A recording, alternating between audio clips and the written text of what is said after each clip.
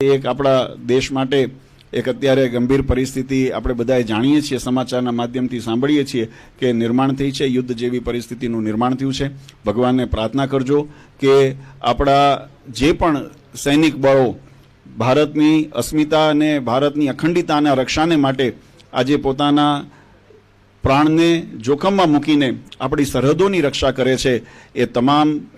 સૈનિકોને ભગવાન ખૂબ સુરક્ષિત રાખે, એમને બળ આપે અને ભારતીય જે આપણી સંસ્કૃતિ, આપણો સદ્ધર્મ અને આપણી પરંપરા એનું કાયમ રક્ષણ અને એનું વહન થતા રહે એવી ભગવાન દરેક ઉપર દરેક આપણે એના માટે પણ ભગવાનને પ્રાર્થના કરીએ અને વિશેષ ભગવાનને કંઈ માળા જપ આદિ કરીને એનું પુણ્ય એ સૈનિકોની સુરક્ષા માટે અને આપણે આ કાર્યની અંદર સફળતા અને વિજય પ્રાપ્ત થાય એના માટે આપણે આપીએ।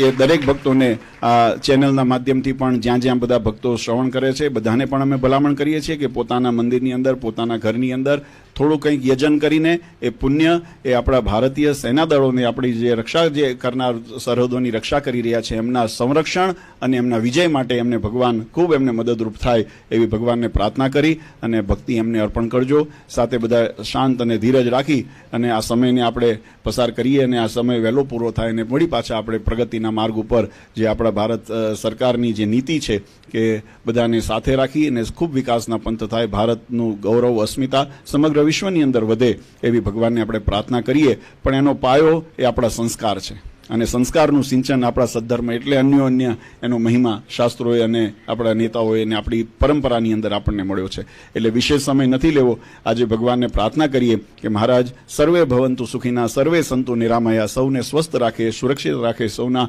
દીર્ઘાયુષ્ય આપે, સૌને સુખિયા કરે એવી ઘનશ્યામ મહારાજના ચરણારવિંદમાં પ્રાર્થના કરી